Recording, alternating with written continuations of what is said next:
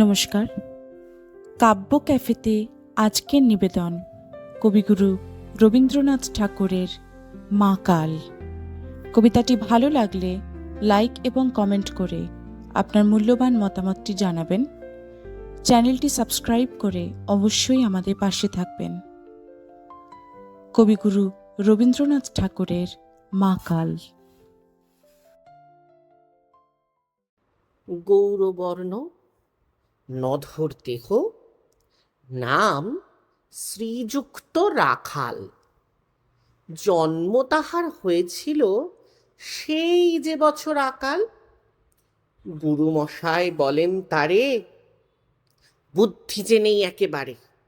দ্বিতীয় ভাগ করতে সারা 6 মাস ধরে নাকাল। রেগে মেগে বলেন বাঁদর, নাম দিনু তোর মাকাল। নামটা শুনে ভাবলে প্রথম বাকিয়ে যুগল ভুরু, তারপর সে বাড়ি এসে নৃত্য করলে শুরু। হঠাৎ ছেলের মাতন দেখি সবাই তাকে শুধায়, এ কি? সকলকে সে জানিয়ে দিলে নাম দিয়েছেন গুরু। নতুন নামের উৎসাহে তার বক্ষ দুরু দুরু।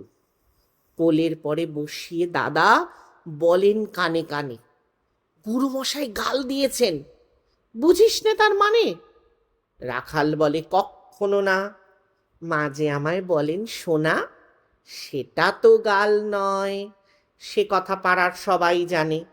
আচ্ছা, তোমায় দেখিয়ে দেব, চলো তো ওইখানে। টেনে নিয়ে গেল তাকে পুকুর পাড়ের কাছে। বেড়ার পরে লতায় যেথা মাকাল ফলে আছে। বললে, দাদা সত্যি বলো, সোনার চেয়ে মন্দ হলো? তুমি শেষে বলতে কি চাও গাল ফলেছে গাছে? মাকাল আমি, বলে রাখাল দুহাত তুলে নাচে।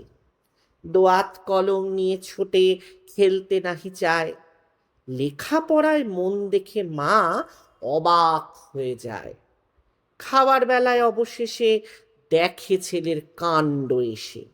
মেঝের পরে ঝুঁকে পড়ে খাতার পাতাটায় লাইন টেনে লিখছে শুধু মাকাল চন্দ্র রায়।